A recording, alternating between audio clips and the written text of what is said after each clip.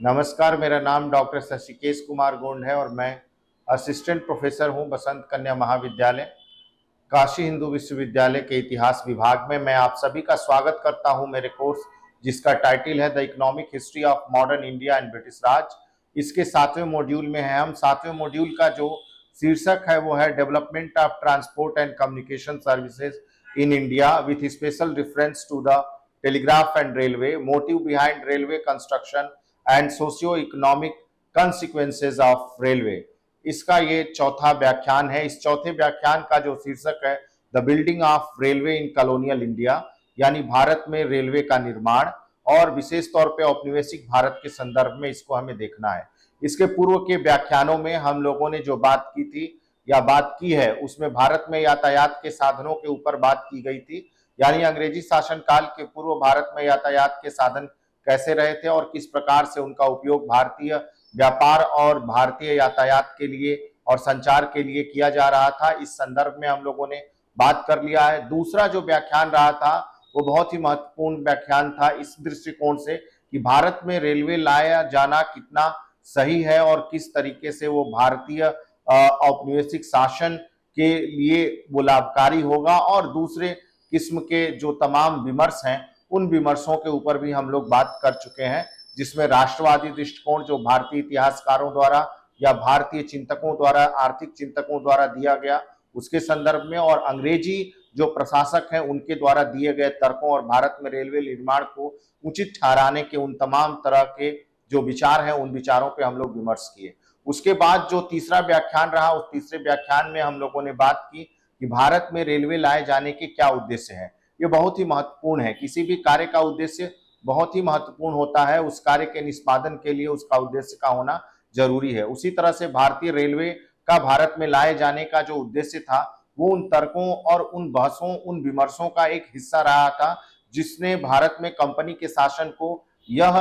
एक तरीके से कन्विंस करने या उनको भारत में रेलवे लाए जाने के लिए सहमति लाने के लिए एक बहुत महत्वपूर्ण प्रयास का हिस्सा था, जिसमें उन्होंने ये बताने की कोशिश की उन तर्कों के द्वारा जो अलग अलग विचारकों या प्रशासकों द्वारा दिए गए कि भारत में आखिर में रेलवे क्यों लाई जानी चाहिए। जब ये विचार तय हो गया, इतनी सारी बातें जब तय हो गई, तो भारत में रेलवे निर्माण को लेके जो अलग अलग कदम उठाए गए और भारत के अलग अलग क्षेत्रों में जो रेलवे का निर्माण किया गया, अंग्रेजी शासन द्वारा जो भारत में रेलवे के संदर्भ में, निर्माण के संदर्भ में जो नीतियां बनाई गई, वो नीतियां किस प्रकार की थी, भारत में रेलवे के का विकास कैसे हो रहा है औपनिवेशिक भारत में 1853 से 1947 तक, उसको हम देखेंगे एक आज के इस व्याख्यान में कि उसका विकास किस तरीके से हो रहा है। तो इस संदर्भ में अगर हम देखें या जानने की कोशिश करें या समझने की कोशिश करें, तो जैसा कि मैं पूर्व में उल्लेख कर चुका हूं, जो पिछले व्याख्यान रहे उन व्याख्यानों में भारत में जो रेलवे थी उसको मुख्य तौर पे डलहौजी के शासनकाल में बड़े पैमाने पे लाए जाने का या जोर शोर से भारत में निर्माण कार्य के शुरू किए जाने की बात कही जाती है। उसमें सबसे प्रमुख व्यक्ति जो हैं वो लॉर्ड डलहौजी दिखाई पड़ते हैं। विशेष तौर से भारत में रेलवे लाए जाने के लिए अगर हम कहें तो लॉर्ड डलहौजी और उनकी बुद्धिमत्ता का एक बहुत महत्वपूर्ण हिस्सा था, जिन्होंने अंग्रेजी साम्राज्य के प्रशासकों को या ब्रिटिश ईस्ट इंडिया कंपनी के डायरेक्टर्स को यह समझाने की कोशिश की कि क्यों भारत में रेलवे निर्माण किए जाने की आवश्यकता है। तो भारत में जो पहला रेलवे निर्माण का चरण दिखाई पड़ता है वह चरण 1869 से, माफ कीजिएगा, 1849 से 1869 ईस्वी के मध्य हमें दिखता है। इसके बीच जो भारत में रेलवे का निर्माण कार्य था वो निजी कंपनियों के द्वारा किया गया, यानी भारत में ब्रिटिश ईस्ट इंडिया कंपनी का शासन था, लेकिन भारत में रेलवे का निर्माण कार्य उसी तरह की निजी कंपनियां जो इंग्लैंड की थी उनको रेल निर्माण का कार्य सौंपा गया। ये हम देखने या समझने की कोशिश करेंगे आगे आने वाले जो हमारा व्याख्यान है उसमें कि ये कैसे हो रहा है। विशेष तौर से अगर हम देखें तो भारत में इसके लिए जो कंपनी के डायरेक्टर्स थे, ब्रिटिश ईस्ट इंडिया कंपनी थी, उन कंपनी के डायरेक्टर्स ने जो अलग अलग समितियां, अलग अलग विचार और रिपोर्ट्स को सुना, उसके बाद उन्होंने भारत में रेलवे के निर्माण के संदर्भ में अपने विचार प्रकट किए और बताया कि ठीक है, भारत में रेलवे का निर्माण किया जाना चाहिए, और इसके लिए 1845 में उन्होंने इस विचार को आगे बढ़ाने के लिए अपनी मंजूरी दे दी। इसी का परिणाम ये था कि भारत में जो रेलवे निर्माण से संबंधित जो कार्य थे, उन कार्यों के ऊपर विचार विमर्श या उन कार्यों को कैसे निष्पादित किया जाए, इसके लिए तमाम प्रयास शुरू होते हैं या शुरू किए गए। और उसकी शुरुआत जो है 1840 के दशक के बाद से हुई, जब कंपनी के जो डायरेक्टर्स थे, उन डायरेक्टर्स ने 1845 ईस्वी में इसके संदर्भ में अपनी मंजूरी दी। इस परिस्थिति में अगर हम देखें तो भारत में जो रेलवे निर्माण का कार्य था वो वास्तव में निजी कंपनियों और सरकार के नियंत्रण में हमें दिखाई पड़ेगा। और इसके साथ ही साथ सरकार ये भी कोशिश करने की कोशिश करेगी कि वो कंपनियों को इसके बदले में जो पूंजी निवेश करेंगी भारत में, उनको कुछ इस तरह का लाभ दे पाए जो लाभ उनको प्रोत्साहित करे भारत में रेल निर्माण के लिए। वास्तव में भारत जैसे गरीब देश में रेलवे निर्माण की जो जरूरत है वो एक अपने आप में बहुत महत्वपूर्ण प्रश्न खड़ा करता था ब्रिटिश प्रशासन के लिए, क्योंकि भारत में उसके लिए बड़े पैमाने पे पूंजी की आवश्यकता होगी, श्रम की आवश्यकता होगी और उन सब की पूर्ति के लिए ऐसे निवेशकों की आवश्यकता होगी जो भारत में रेलवे के विकास में रुचि रखें। और इसके लिए कंपनी के जो डायरेक्टर्स हैं, कंपनी के जो प्रशासक हैं, उन लोगों ने न केवल इसे प्रचारित प्रसारित किया भारत बल्कि इंग्लैंड में भी, जिससे कि लोग रुचि ले सकें और भारत में इस तरह की निर्माण कार्य से जुड़ी हुई जो कंपनियां या जो उद्यम हैं उनको भारत बुलाया जाए और भारत में रेलवे निर्माण का कार्य किया जाए। क्योंकि इसके पीछे के जब उद्देश्यों की हम बात करेंगे तो पिछले व्याख्यान में हम लोगों ने ये देखने की कोशिश की कि वो अंग्रेजी साम्राज्य के लिए एक रणनीतिक रूप से, व्यापारिक दृष्टिकोण से, सैन्य दृष्टिकोण से और प्रशासकीय दृष्टिकोण से रेलवे आवश्यक तत्व बन गई थी भारत जैसे विशाल औपनिवेशिक क्षेत्र के लिए जो कंपनी के शासन के अंतर्गत आता था। इसलिए भारत में रेलवे का निर्माण एक जरूरी तत्व के रूप में उभर के सामने आता है। ऐसी परिस्थिति में अगर हम देखें तो 1845 ईस्वी का जो समय है वो कंपनी के बोर्ड ऑफ डायरेक्टर्स के द्वारा इस संदर्भ में विचार विमर्श करने के लिए एक अलग से जो है कमेटी का गठन किया गया और कई ऐसे प्रश्न थे जिन प्रश्नों पे विचार किया जाना शुरू किया गया। विशेष तौर से भारत में क्या रेलवे निर्माण के संदर्भ में परिस्थितियां अनुकूल हैं कि भारत में रेलवे निर्माण किया जाना चाहिए। इसके साथ ही साथ ये भी देखा गया कि भारत में रेलवे का निर्माण ही महत्वपूर्ण नहीं है, रेल का निर्माण बन जाने के बाद से भारत में रेलवे से क्या लाभ प्राप्त किया जा सकता था। इसके साथ ही साथ रेलवे का जो लाभ है या रेलवे के द्वारा जो और दूसरी जो प्रकार की अगर हम कहें कि जो फायदे हैं वो अंग्रेजी प्रशासन को कितना और किस तरह से मिलेगा, इस पे भी विचार विमर्श की बात शुरू होती है। इसके साथ ही साथ यह भी देखने की कोशिश की गई कि जो भारत में रेलवे निर्माण का कार्य है उसको किस तरीके से किया जाए, क्या वो निजी कंपनियों के द्वारा कराया जाए या इस तरह की कार्य का जिम्मा सरकार खुद उठाए और भारत में रेलवे का निर्माण करे। और अगर सरकार इन संदर्भों में काम कर रही थी या करने वाली थी तो उसको किस तरीके से किया जाना चाहिए, यानी सरकार का नियंत्रण जो रेल निर्माण है वो कैसे उसके ऊपर होगा, या निजी संस्थाओं को अगर ये कार्य दिया जाता है तो सरकार उन निजी संस्थाओं को नियंत्रित रखते हुए भारत में रेल निर्माण का कैसे काम करेंगी। इन तमाम प्रश्नों पे विचार के लिए कंपनी के डायरेक्टर्स ने बात विमर्श शुरू किया। मुख्य तौर पे अगर हम देखें तो 7 मई 1845 ईस्वी में अगर हम देखें तो कंपनी के डायरेक्टर्स ने एक तरीके से लेटर भेजा, भारत के गवर्नर जनरल को पत्र भेजा और इन पत्र में तमाम इन मुद्दों की बात की और उसके संदर्भ में आगे इस पे विचार विमर्श करने के लिए या आगे भारत में रेलवे निर्माण के लिए जो महत्वपूर्ण कदम है उसको उठाए जाने के प्रयास शुरू किए गए। इसी का नतीजा ये था कि जो भारत में जो कंपनी के जो डायरेक्टर्स थे, एक तरफ वो झिझक भी रहे थे क्योंकि भारत की भौगोलिक परिस्थितियां बिल्कुल अलग थी। भारत में जो बड़े बड़े मैदान थे जिनमें अलग अलग किस्म के मौसम हमें दिखाई पड़ते हैं, पठारी क्षेत्र है, पहाड़ी क्षेत्र है, जंगली क्षेत्र है, दलदली भूमि है, बड़ी बड़ी नदियां हैं और उनके सिंचित क्षेत्र हैं। तो उनके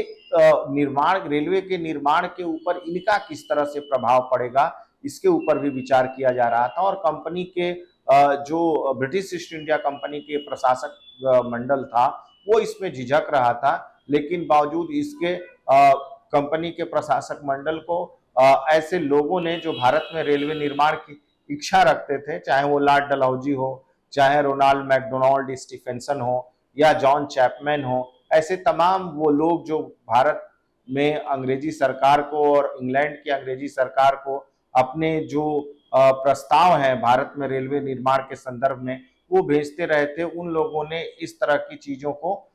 एक तरीके से अंग्रेजी प्रशासन को अपने पक्ष में लाने की भरपूर कोशिश की और इसी का परिणाम था कि भारत में जो ब्रिटिश ईस्ट इंडिया कंपनी का डायरेक्टर्स थे, उन लोगों ने अपने एक इंजीनियर जो उनके मुख्य सलाहकार इंजीनियर जिनका नाम सिम्स है, उन्हें भारत भेजा। सिम्स भारत में आए, उन्होंने सर्वेक्षण काम किया। सितंबर से लेके फरवरी 1946 तक वो रहे, सितंबर 1845 से फरवरी 1946 तक, और इसके बाद वो भारत से बाहर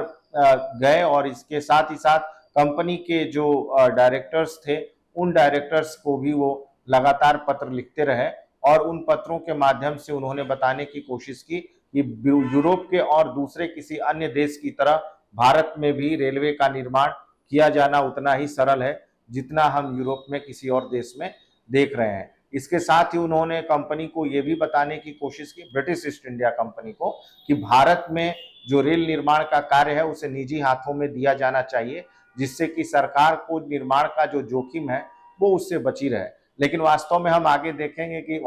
सरकार ही रेल निर्माण का जो जोखिम है वही उठा रही थी और इसके लिए उन्होंने तमाम तरह के अनुबंधों के ऊपर भी बात की। विशेष तौर पे उन्होंने ये बताने की कोशिश की कि भारत में यदि रेल निर्माण निजी कंपनियों को कराना होगा तो कुछ विशेष सुविधाएं सरकार द्वारा दी जानी चाहिए, जिसमें उन्हें जो है निश्चित समय के लिए इस तरह की व्यवस्था दी जानी चाहिए जिससे कि वो भारत में रेल निर्माण कर सके। यानी वो क्षेत्र जो कंपनियों को रेल निर्माण के लिए दिए जा रहे थे वो उनको लीज पे दिया जाना चाहिए, इसके साथ जो एक निश्चित समय तक होना चाहिए। इसके साथ ही उन्होंने ये भी कहा कि कंपनियों को भारत में रेल निर्माण के लिए भूमि अधिग्रहण का जिम्मा नहीं देना चाहिए, बल्कि सरकार रेलवे के निर्माण के संदर्भ में जो भूमि है उनका अधिग्रहण करे और उसके बाद कंपनियों को मुफ्त में वो भूमि दी जाए रेल निर्माण के लिए, जिसपे किसी भी तरह का कोई और दूसरा टैक्स न लगे, जिससे कि भारत में रेल निर्माण के कार्य को और तेजी से आगे बढ़ाया जा सके। इसके अलावा सरकार के पास ये अधिकार रहे कि वो रेल से संबंधित जो संपत्तियां हैं उनको खरीद सकती थी, पूंजी निवेश कर सकती थी और साथ ही साथ उन संपत्तियों पे कंपनियों को इंटरेस्ट दे सकती थी। तो ये तमाम जो है रेलवे से संबंधित, निर्माण से संबंधित जो एस्पेक्ट है,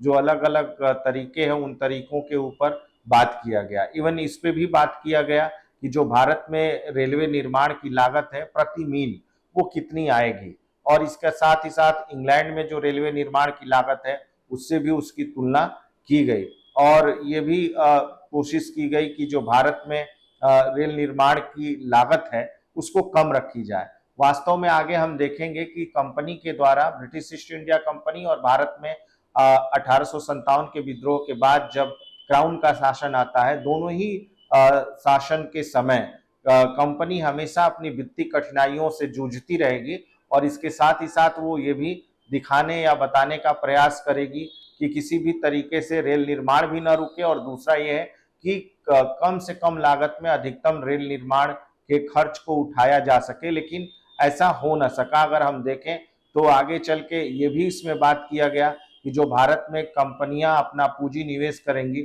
उनको लाभ कैसे मिलेगा। तो लाभ के लिए सरकार ने कहा कि हम उनके कुल निवेशित पूंजी पे गारंटी देंगे। ये भारत में रेल निर्माण के का एक बहुत अलग सा एस्पेक्ट है जिसकी आलोचना भारतीय राष्ट्रवादी आर्थिक विचारक करते हैं। ब्रिटिश भारत में ही नहीं, बाद के वर्षों में आर्थिक विचारकों ने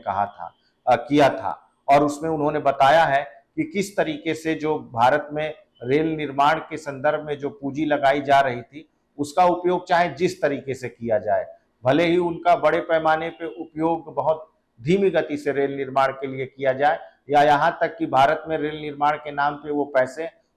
नदियों में या और जगहों पे बहा दिए जाएं, लेकिन सरकार ने ये तय किया कि उन तमाम पूंजी पे जो भी भारत में निवेशित की जाएंगी उस पे वो कुछ प्रतिशत देगी। आगे हम देखेंगे कि वो कितना प्रतिशत होगा ब्याज का जो उनके कुल निवेश पे मिलेगा, और फिर उसके बाद इससे ये तय हो जाएगा कि उनको कितना भी पूंजी लगे या जो भी लगे उस पे उनको एक निश्चित दर पे लाभ मिलता रहेगा या ब्याज मिलता रहेगा उनकी कुल पूंजी पे। तो इस तरह से अगर हम देखें तो भारत में जो रेल निर्माण का जो लागत है वो 18,000 पाउंड तक पहुंच जाता है। ऐसी परिस्थिति में 19 सितंबर 1846 ईस्वी को बोर्ड ऑफ कंट्रोल द्वारा और बोर्ड ऑफ डायरेक्टर्स की कमेटी ने इस तरह के भारत में रेलवे निर्माण के संदर्भ में जो प्रस्ताव लाए जा रहे थे उन प्रस्तावों को मंजूरी दी। उसकी मंजूरी के बाद से अगर हम देखें तो भारत में जो, जैसा कि मैंने कहा, जो ब्रिटिश ईस्ट इंडिया कंपनी के जो सलाहकार अभियंता थे, इंजीनियर थे, सिम्स, वो आए और अपनी रिपोर्ट को उन्होंने भेजा, और रिपोर्ट के भेजे जाने के बाद से भारत में ये तय हुआ कि निजी कंपनियों के द्वारा रेलवे निर्माण किया जाएगा। और निजी कंपनियों में दो प्रमुख कंपनियां जिनको इसके लिए अनुबंधित किया गया, वो दो कंपनियां 1849 में सरकार के साथ अनुबंध करती है। उनमें से उत्तर भारत में रेल निर्माण के लिए ब्रिटिश ईस्ट इंडिया कंपनी और पश्चिम भारत में रेल निर्माण के लिए ग्रेट इंडियन पेनिनसुला रेलवे को रखा जाता है। और उनके साथ जो अनुबंध की शर्तें हैं, उस अनुबंध की शर्तों को अब हम देखेंगे। उन अनुबंध की शर्तों को गारंटी व्यवस्था कहा गया। गारंटी वही गारंटी जिसकी मैं अभी बात कर रहा था कि वो पूंजी चाहे जितना लगाए लेकिन उनको गारंटी दी जाएगी एक निश्चित ब्याज की राशि की, कि उस पे बराबर उनको उतना ब्याज मिलता रहेगा जितना वो निवेश करेंगे। इसीलिए इस व्यवस्था को गारंटी व्यवस्था के तहत रखा गया। तो वो कॉन्ट्रैक्ट अपने आप में बहुत ही दिलचस्प है। भारत में रेलवे निर्माण को लेके जो निजी कंपनियों या प्राइवेट कंपनियों को रेलवे निर्माण के लिए किया गया अंग्रेजी सरकार द्वारा, उसमें महत्वपूर्ण ये है कि जो प्राइवेट कंपनियां हैं वो कंपनियां भारत में एक तो रेलवे का निर्माण करेंगी, इसके साथ ही साथ इन कंपनियों को ब्रिटिश ईस्ट इंडिया कंपनी द्वारा वार्षिक जो है उनके कुल पूंजी निवेश पे 5% का ब्याज दिया जाएगा अगले 99 सालों तक, जो उनका कुल पूंजी होगा उस पे। और ये कंपनियां निजी कंपनियां होंगी जो भारत में रेलवे निर्माण का काम करेंगी। तो आप देख रहे हैं कि 5% का जो उनके कुल पूंजी पे उनको लाभ या ब्याज दिया जाएगा, वो चाहे जितना भी निवेश करे भारत में। ये अपने आप में बहुत ही महत्वपूर्ण था, क्योंकि भारत जैसे गरीब देश में सरकार वो तमाम तरह की खर्चे उठाने की कोशिश कर रही थी जिससे कि वो अपने साम्राज्य को लाभ पहुंचा सके। इसके साथ और क्या दिया गया कंपनियों को, जो विशेष सुविधा दी गई इस गारंटी के माध्यम से, इसमें उनको ये दिया गया कि भारत में जो वो रेल का निर्माण करेगी उसके लिए मुफ्त में जमीन वो कौन देगा, वो मुफ्त जमीन देगा ब्रिटिश ईस्ट इंडिया कंपनी। और इसके साथ ही साथ वो 99 वर्ष की लीज पे दी जाएगी, जिसमें वो क्या करेंगे कि रेलवे का निर्माण करेंगे या रेल लाइनें बिछाएंगे। इसके साथ ही साथ अगर हम देखें तो और भी तमाम तरह की जो फैसिलिटीज हैं या जो सुविधाएं हैं वो ब्रिटिश ईस्ट इंडिया कंपनी के द्वारा दी जाएंगी। और इसके साथ ही साथ अगर हम देखें तो उनके द्वारा जो भी खर्चे उठाए जाएंगे उन सभी खर्चों पे जो ब्याज है वो ब्रिटिश ईस्ट इंडिया कंपनी चुकाएगी। इसके साथ ही कंपनियों को ये कहा गया कि जो रेलवे होगी जब उनका वो संचालन करना शुरू करेंगी कंपनियां, तो सरकार के लिए जो जरूरी चीजें हैं उनको वो कम दाम में या उचित दाम में वो सेवा देगी। जैसे रेलवे जो पत्र हैं उन पत्रों को, जो डाक पत्र हैं उन पत्रों को ढोएगी कम दाम में या मुफ्त में। इसके अलावा सैनिकों को, इसके अलावा जो और मिलिट्री से जुड़े हुए सामान हैं उन सभी सामानों को रेलवे एक से दूसरे जगह तक ले जाएंगी। यानी सेना, डाक और सेना से जुड़े हुए सामान इसको कम दाम में या कभी कभी जरूरत पड़ने पे उनको मुफ्त में ले जाना पड़ेगा। इसके साथ ही अगर कंपनियां अब जो लाभ कमाती हैं उन लाभ कमाने पर ब्रिटिश ईस्ट इंडिया कंपनी 5% के ऊपर अगर वो लाभ होता है तो वो निजी कंपनी और ब्रिटिश ईस्ट इंडिया कंपनी आपस में बांट लेगी। इसके साथ ही साथ अगर हम देखें तो 99 साल के बाद ये कंपनियां जो है वो सरकार को अपने रेल निर्माण की जितने भी संपत्तियां हैं वो सब दे देगी। बदले में सरकार केवल उनको जो रेलवे से संबंधित जो उनके लागत हैं, जैसे उदाहरण के लिए जो रेल इंजन है और रेलवे के जो साजो सामान है उसका ही पैसा सरकार केवल देगी और दूसरे किस्म के चीजें नहीं देगी। इसके अलावा 99 वर्ष से पूर्व सरकार यदि चाहे तो पहले निर्माण वर्ष के पहले 25 वर्ष में और अगले 50 वर्षों में सरकार के पास ये अधिकार होगा कि वो उसका मूल्य चुका के उन संपत्तियों का, या अगर कहें तो उसमें अपना जो है शेयर देके वो सारी संपत्तियां अपने पास रख सकती हैं। तो अगर हम देखें तो सरकार ने अपने पास रेलवे निर्माण का नियंत्रण रखा, लेकिन ब्रिटिश जो कंपनियां थी, जो निजी कंपनियां थी, उनको रेल निर्माण के लिए तमाम वो सुविधाएं दी। जैसे उनको निजी पूंजी पे 5% की गारंटी दी गई, मुफ्त में जमीन दी गई, रेल निर्माण से संबंधी वो तमाम सुविधाएं प्रदान की गई। और साथ ही लेकिन सरकार ने उसमें एक क्लॉज जोड़ा आगे इसी में कि कैसे कि अगर 99 साल तक के लीज से पहले 25वें वर्ष और 50वें वर्ष में इस तरह की संपत्तियों को वो ले सकती है या खरीद सकती है उस समय के मार्केट के या बाजार के हिसाब से। तो इस तरह से हम देखें तो सरकार का जो नियंत्रण है वो रेल निर्माण पे दिखाई देता है, लेकिन निर्माण का कार्य जो है वो कंपनियां कर रही थी। अब भारत में जो रेल निर्माण का कार्य है वो बहुत तेजी गति से शुरू होता है 1853 के बाद से, अगर हम देखें जब भारत में पहली रेलवे चलाई जाती है। तो जैसा कि मैंने बताया कि निजी कंपनियों को इसके लिए एक तरीके से नियुक्त किया गया भारत में रेलवे निर्माण के लिए, और उन निजी कंपनियों में पहली 2 कंपनियां थी, जिनमें एक था ईस्ट इंडियन रेलवे, जिसको उत्तर भारत में रेल निर्माण का काम दिया गया, और उत्तर भारत में उसने जो अपना पहला प्रपोजल रखा शुरुआती दौर में वो 100 माइल का था, जिसमें कलकत्ता से लेकर मिर्जापुर तक के क्षेत्र में वो रेल निर्माण का प्रस्ताव रखा, जो मिर्जापुर, राजमहल और उन हिस्सों तक वो अपना रेल निर्माण काम करेगी, जिसके लिए उसने अनुमानित जो खर्च है वो 1 लाख पाउंड का उस समय लगाएगी। और इसके साथ ही साथ उसमें जो भी प्रॉफिट होगा वो उस पर 5% का गारंटी उसके उस कुल पूंजी पे देने का वादा किया गया था सरकार के द्वारा। दूसरी जो कंपनी थी वो प्रमुख तौर पे जो दूसरी कंपनी हमें दिखाई पड़ती है वो ग्रेट इंडियन पेनिनसुला रेलवे दिखाई पड़ती है, जिसने अपना पहला प्रस्ताव बॉम्बे से कल्याण तक का रेल निर्माण का रखा, और बॉम्बे से कल्याण तक के बीच का जो लागत खर्च है वो 5 मिलियन पाउंड के आसपास था, और इस कंपनी को भी उसकी कुल पूंजी पे 5% की गारंटी सरकार द्वारा दी गई। तो इस तरह से अगर हम देखें तो पश्चिम भारत में ग्रेट इंडियन पेनिनसुला रेलवे द्वारा रेल निर्माण का कार्य शुरू किया जाता है, और उसमें जो इसके प्रमुख सहायक अभियंता थे, उन अभियंताओं के द्वारा न केवल इन क्षेत्रों में सर्वेक्षण कार्य किए गए, बल्कि कंपनी के निर्माण कार्य को आगे बढ़ाने में महत्वपूर्ण भूमिका निभाई गई। और अगर हम देखें इनमें जो क्षेत्र, जिन क्षेत्रों में कंपनी ने अपना निर्माण कार्य किया, उसमें बॉम्बे, कल्याण, सूरत, दिल्ली, बड़ौदा, ग्वालियर, महू, इंदौर, इन क्षेत्रों में ग्रेट इंडियन पेनिनसुला के द्वारा रेल निर्माण का कार्य किया गया। और उसके जो प्रमुख इंजीनियर्स थे उनमें जॉन चॉपमैन, जिन्होंने शुरुआती दौर में भारत में, पश्चिमी भारत में रेल निर्माण का प्रस्ताव रखा था, और दूसरे उनके अपने भारत में आवासीय इंजीनियर जेम्स जॉन बर्कले, ये 2 लोग थे जो प्रमुख इंजीनियर्स थे और आगे इन्होंने काम किया। इसके अलावा इस कंपनी के साथ पश्चिम भारत में और दूसरी भी रेल कंपनियां थीं, जिन कंपनियों ने भारत में रेल निर्माण का कार्य किया, जिनमें Bombay, Baroda and central Indian railway प्रमुख थी। इसके अलावा अगर हम देखें तो जो सूरत और अन्य हिस्सों में रेलवे का निर्माण कर रही थी, इसके साथ ही अगर हम देखें इंडियन मिडलैंड रेलवे, वो भी इन क्षेत्रों में काम कर रही है। या अगर हम देखें तो निजी जो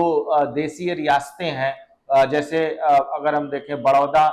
स्टेट रेलवे या सिंधिया स्टेट रेलवे या मोरवी स्टेट रेलवे, जो भारत में देसी राज्य हैं, उन देसी राज्यों के द्वारा भी अपनी कंपनियां आगे चल के खोली जाएंगी, जो वहां रेलवे निर्माण का कार्य करेगी। पूर्व के क्षेत्र में अगर हम देखें तो ग्रेट इंडियन पेनिनसुला रेलवे के साथ साथ ईस्ट इंडियन रेलवे ऐसी जो कंपनियां थी जो भारत में रेल का निर्माण कर रही थी। लेकिन अगर हम देखें ईस्ट इंडियन रेलवे कंपनी के जो प्रमुख इंजीनियर थे उनका नाम था जॉर्ज टर्नबुल, जिन्होंने मुगल सराय से लेकर बंगाल तक के क्षेत्र तक जो रेलवे का क्षेत्र है रेल निर्माण का, उसका उन्होंने सर्वेक्षण किया, और इसके साथ ही उस हिस्से में रेल निर्माण संबंधी कार्यों को आगे बढ़ाने में एक बहुत महत्वपूर्ण भूमिका निभाई। इसके अलावा अगर हम देखें इस क्षेत्र में ईस्ट इंडिया रेलवे कंपनी के साथ जो दूसरी और कंपनियों ने बंगाल, बिहार, उत्तर प्रदेश, मध्य प्रदेश तक के क्षेत्रों में जिन लोग और या हिमाचल प्रदेश तक उत्तराखंड के क्षेत्रों में रेलवे का निर्माण किया, उन कंपनियों में Bengal and north western railway, जिसको BNW कहा गया, ये गंगा और यमुना के दोआब के क्षेत्रों में जो रेलवे लाइन है उसके निर्माण में इसका प्रमुख योगदान है। विशेष तौर से अगर हम देखें तो बनारस से लेके छपरा और सिवान तक के हिस्से में रेलवे का निर्माण करना और बंगाल के हिस्से में रेलवे का निर्माण करना, गोरखपुर और उसके आसपास के क्षेत्रों में रेलवे का निर्माण करना इस कंपनी के द्वारा किया गया। इसके अलावा अवध एंड तिरहुत रेलवे, साथ ही अवध एंड रुहेलखंड रेलवे, ये तमाम ऐसी रेलवे थी कंपनियां जिनको भारत में रेल निर्माण का कॉन्ट्रैक्ट दिया गया और उन्होंने ब्रिटिश ईस्ट इंडिया कंपनी से अलग होकर काम किया। लेकिन इसके साथ ही साथ अगर हम देखें तो ईस्ट इंडियन रेलवे एक प्रमुख रेलवे कंपनी थी जो आगे चल के इन सभी कंपनियों के क्षेत्रों को एक तरीके से हासिल कर लेगी या उसके अंदर इन सभी कंपनियों को मिला दिया जाएगा। वो 1940 के बाद हमें दिखाई देगा। उसी तरह से दक्षिण भारत में मद्रास रेलवे कंपनी द्वारा दक्षिण भारत में रेलवे का निर्माण किया गया। स्पेशली हम बात करें मद्रास प्रेसिडेंसी में, और वहां पे जिन जगहों पे, जिन हिस्सों में, जैसे बेल्लारी में, बंगलोर में, मैसूर में और जो हैदराबाद में, तृष्णापल्ली में, वल्लासनगर में, अरकोट में, ऐसे वो क्षेत्र हैं जिन क्षेत्रों में रेलवे का विस्तार किया गया। और यहाँ पे जो एक और देसी रियासत की जो इसमें मैंने लिखा नहीं है लेकिन मैं आपको बता दूं, देसी रियासतों में हैदराबाद जो प्रिंसली स्टेट है, हैदराबाद रेलवे उसके अंतर्गत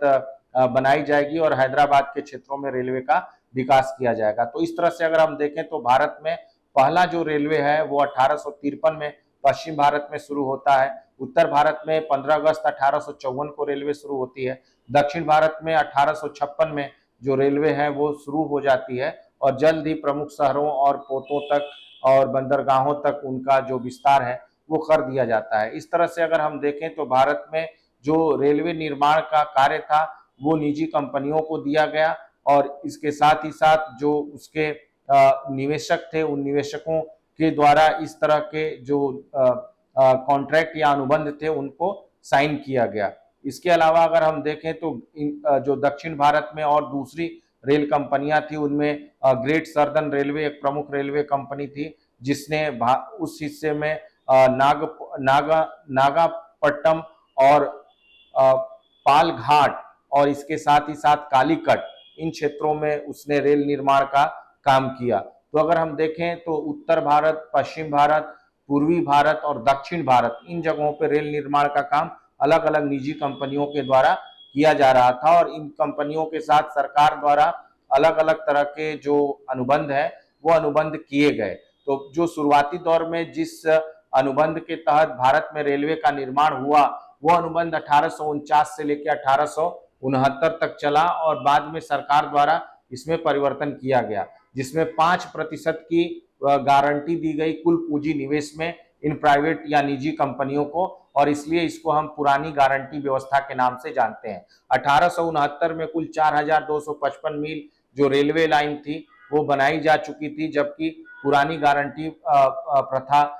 जो है समाप्त हुई। इसके साथ ही साथ अगर हम देखें तो जो भारत में रेलवे निर्माण का खर्च है वो निर्माण का खर्च भी ये जो 15,000 लिखा है ये 15,000 पाउंड अनुमान लगाया गया था अंग्रेजी शासकों द्वारा, लेकिन वास्तविक जो खर्च है वो वास्तविक खर्च 18,000 पाउंड का हमें दिखाई पड़ता है जो भारत में रेलवे निर्माण में खर्च हुआ, जो एक बहुत भारी लागत थी और सरकार चाहती थी कि इस तरह के लागत को कम किया जाए और भारत में रेलवे निर्माण का कार्य लेकिन चलता रहे। यही कारण है कि 1869 के बाद या आगे आने वाले समय में सरकार ने को वित्तीय कठिनाइयों का जो सामना करना पड़ रहा था उसके बावजूद भी वो रेलवे निर्माण का काम कर रही थी, क्योंकि उसके साम्राज्य के लिए बहुत ही जरूरी और महत्वपूर्ण जो कार्य था वो रेलवे निर्माण का था और वो हर कीमत पे रेलवे निर्माण का काम करना चाहती थी सरकार। इसलिए आने वाले समय में इसमें और कुछ परिवर्तनों के साथ इन कंपनियों का अनुबंध किया गया और दूसरी कंपनियों के साथ अनुबंध किया गया। पीछे मैं जिन दो कंपनियों के अलावा तमाम कंपनियों का नाम ले रहा था वो सभी कंपनियां बाद में अनुबंधित की गई भारत के अलग अलग हिस्सों में रेल निर्माण के लिए। तो अगर हम देखें 1869 से 82 के बीच भारत में रेल निर्माण का जो दूसरा दौर है वो हमें दिखाई पड़ता है। और मुख्य तौर पे ये दौर अंग्रेजी शासनकाल में एक तरीके से राज्य नियंत्रित रेलवे निर्माण का दौर कहा जाता है, जिसके माध्यम से सरकार द्वारा बड़े पैमाने पे रेलवे निर्माण पे नियंत्रण रखा गया। लेकिन महत्वपूर्ण बात यह है कि इस नियंत्रण के बावजूद भी भारत में रेल निर्माण का काम वो कंपनियों को ही दिया गया, निजी कंपनियों को, और निजी कंपनियां रेल निर्माण का काम करती रहे। जैसे इंडियन मिडलैंड रेलवे एक रेलवे थी जिसको इस तरह का काम सौंपा गया। और महत्वपूर्ण बात यह है कि सरकार ने इस समय जो रेलवे गेज है, उन रेलवे गेज, जिसे रेलवे गेज का मतलब क्या होता है कि दो पटरियों के बीच में जो रेल की जो दूरी होती है उसको बोलते हैं। तो उसमें कई तरह के गेज चलते हैं, जैसे नैरो गेज जिसमें सबसे कम दूरी होती है 2 से लेके 2.5 फीट के आसपास। उसके बाद मीटर गेज जो 3 फीट और 3 फीट से ज्यादा का होता है। और इसके अलावा स्टैंडर्ड गेज जो 5 फीट से ज्यादा होता है। तो जो बड़ी लाइन जिसको बोलते हैं सामान्य बोलचाल की भाषा में, यानी स्टैंडर्ड गेज का, उसका निर्माण का लागत अधिक आ रहा था। लेकिन इस काल में नैरो गेज का निर्माण किया जाएगा सरकार द्वारा बड़ी संख्या में। उसके पीछे कारण यह है कि सरकार रेलवे निर्माण तो करना चाह रही थी, लेकिन दूसरी तरफ अगर हम देखें तो वो रेल के निर्माण को अपनी वित्तीय कठिनाइयों के चलते रोकना नहीं चाहती थी। यही कारण था कि इस काल में नैरो गेज पे, यानी कि जो 2 फीट और उससे कुछ ज्यादा का जो गेज है उसको विकसित करने में पूरा जोर दिया और अलग अलग कंपनियों के साथ अलग अलग तरह के अनुबंध किए। अब 5% गारंटी का जो अनुबंध था उसमें भी संशोधन किया गया और कहीं का अलग तरह से 4%, कहीं 4.5 और कहीं तो 3% और कहीं केवल लाभ का बंटवारा किया गया। तो इस तरह से तमाम जो गारंटी प्रणालियां हैं वो इस दौरान अपनाई गई। तो इसलिए अगर हम देखें 1882 तक, जबकि राज्य नियंत्रित जो रेलवे निर्माण है वो चलता है, उस समय तक 10,069 मील तक भारत में रेलवे का निर्माण किया जा चुका था और 14,324 रुपए इसमें खर्च किए गए थे सरकार द्वारा, जो एक बड़ा अमाउंट है। लेकिन बावजूद इसके सरकार ने जो रेल निर्माण का कार्य है इसको 2 भागों में रखा। एक भाग वो था जो सरकार के लिए जरूरी था और एक भाग जो है वो था जो सरकार के लिए जरूरी तो था लेकिन व्यापारिक दृष्टिकोण से, यानी कि उस तरह के जो है रेल की पटरियों का निर्माण करना, रेल लाइनों का निर्माण करना जो एक तरीके से साम्राज्य के लिए बड़े पैमाने पे संरक्षक का काम करे। जैसे पश्चिमोत्तर सीमा प्रांत में जो नॉर्थ वेस्ट फ्रंटियर है, उन हिस्सों में रेलवे लाइन उन दुर्गम क्षेत्रों में भारी संख्या में बिछाई जाने की कोशिश की गई, क्योंकि अगर हम देखें जो पंजाब, सिंध और अफगानिस्तान का क्षेत्र है वहां से रूस अपना साम्राज्य विस्तार करना चाह रहा था, या अंग्रेजी सरकार को यह डर था कि वहां से रूस कहीं अंग्रेजी साम्राज्य के लिए खतरा न बने, इसलिए ऐसी रेल लाइनों का जो निर्माण है वो उस समय तक किया जाना शुरू किया गया। तो सरकार ने भारी खर्चों का उठा के भी ये रेल लाइनों का निर्माण करती रही। जल्द ही सरकार द्वारा इस तरह से और दूसरे किस्म की जो नीतियां हैं उसमें परिवर्तन लाई जाती रही, लेकिन भारत में रेलवे का निर्माण चलता रहा। 1882 से लेकर 1924 के बीच में भारत में रेल निर्माण का जो तीसरा दौर है वो दिखाई देता है, जो बहुत सारे परिवर्तनों और मुख्य तौर पे बड़े पैमाने पे रेल निर्माण के लिए जाना जाएगा। और इस दौर को न्यू गारंटी सिस्टम या नई गारंटी व्यवस्था कहा गया, जिसमें कंपनियों के साथ पुनः एक बार अनुबंध किया गया सरकार के द्वारा और इसमें कई और नवीन कंपनियों को जोड़ा गया जो भारत में तेजी से रेलवे निर्माण का कार्य कर सके। इसलिए हम देखें इस दौरान तक भारत में बड़े पैमाने पर रेल निर्माण किया गया और 24,752 मील जो रेल थी वो 1900 ईस्वी तक हो गई। इसी समय कई सारी समितियों का गठन किया गया। उन कमेटियों के जो है सुझाव के बाद 1905 में भारत में रेल बोर्ड की स्थापना की गई। चूंकि रेलवे एक बड़ा कारपोरेशन बन चुका था, इससे पहले रेलवे जो है वो पीडब्ल्यूडी डिपार्टमेंट के अंतर्गत आता था। तो रेल बोर्ड की स्थापना के साथ ही भारत में रेलवे का नियंत्रण और प्रबंधन आसान हो गया और सरकार जो है रेलवे का प्रबंधन रेलवे बोर्ड के माध्यम से करना शुरू की और ये लॉर्ड कर्जन के समय हो रहा है। 1924 तक अगर हम देखें, जबकि भारत में एकवर्थ कमेटी का गठन किया जाता है। एकवर्थ कमेटी ने रेलवे के विस्तार और उन चीजों को देखते हुए रेलवे बजट को अलग करने की डिमांड की। उस समय तक 38,270 मील रेल लाइनों का विस्तार भारत में किया जा चुका था और अलग अलग रेलवे कंपनियां उत्तर पश्चिम और दक्षिण भारत में रेल निर्माण का काम कर रही थी। और इसके साथ ही भारत में पड़ने वाले अकालों के समाधान के तौर पे जो अकाल आयोग थे, उन आयोग ने भी रेलवे निर्माण को अधिक महत्व दिया। विशेष तौर पे अगर हम देखें 1880 में जो अकाल पड़ा था, जॉन स्ट्रेची जो स्ट्रेची कमीशन जिनके नेतृत्व में गठित किया गया था लॉर्ड लिटन के समय, उन्होंने कहा कि तत्काल 20,000 माइल जो रेलवे है उसका निर्माण उन क्षेत्रों में करना चाहिए जो क्षेत्र अकाल से प्रभावित है। इसलिए अलीगढ़ हथरस मथुरा जो रूट है, उस रेल रूट या उस रेल लाइन का निर्माण उन अकाल प्रभावित क्षेत्रों में से किए गए रेल लाइनों में से एक है, जो मैं अभी यहाँ बता रहा हूँ। हालांकि मैंने इस स्लाइड में लिखा नहीं है, आपकी जानकारी के लिए। इसलिए अगर हम देखें तो भारत में जो रेलवे निर्माण का कार्य है वो सरकार के लिए रणनीतिक, सैन्य और व्यापारिक दृष्टिकोण से और प्रशासकीय दृष्टिकोण से महत्वपूर्ण रहा, जिसका निर्माण सरकार करती रही। अंततः अगर हम ये देखने की कोशिश करें 1947 ईस्वी तक, तो भारत में 65,217 किलोमीटर रेलवे लाइन बनाई जा चुकी थी जब भारत स्वतंत्र होने के कगार पे खड़ा था। और ये अंग्रेजी साम्राज्य कितना भी वित्तीय कठिनाइयों का सामना करता रहा, लेकिन अपने लिए रेलवे निर्माण को एक महत्वपूर्ण साधन के तौर पे देखता रहा। और यही कारण था कि भारत में जो रेलवे निर्माण है वो सरकार के नियंत्रण में था, लेकिन उसको निजी कंपनियों और जो है देसी रियासतों और साथ ही साथ भारतीय पूंजी जो बाद में लगाई गई वो रेलवे निर्माण में लगाई गई और रेलवे का निर्माण किया जाता रहा। और वास्तव में अंग्रेजी साम्राज्य का नियंत्रण, और अगर हम देखें भारत में अंग्रेजी साम्राज्य का बने रहना, वो रेलवे के माध्यम से संभव हो सका। और उसने अंग्रेजी साम्राज्य के जीवन को एक लंबा आधार दिया भारतीय इतिहास में। यही कारण था कि इसको सरकार किसी भी कीमत पे बढ़ाना या निर्माण करना चाहती थी। आने वाले व्याख्यान में हम लोग बात करेंगे। इस व्याख्यान के प्रमुख बिंदुओं पे आप लोग ध्यान दीजिएगा। आने वाले व्याख्यान में हम लोग टेलीग्राफ और इन सब का जो प्रभाव भारतीय समाज और अर्थव्यवस्था पे पड़ रहा है उसकी हम लोग चर्चा करेंगे। आज के व्याख्यान में इतना ही। बहुत बहुत धन्यवाद।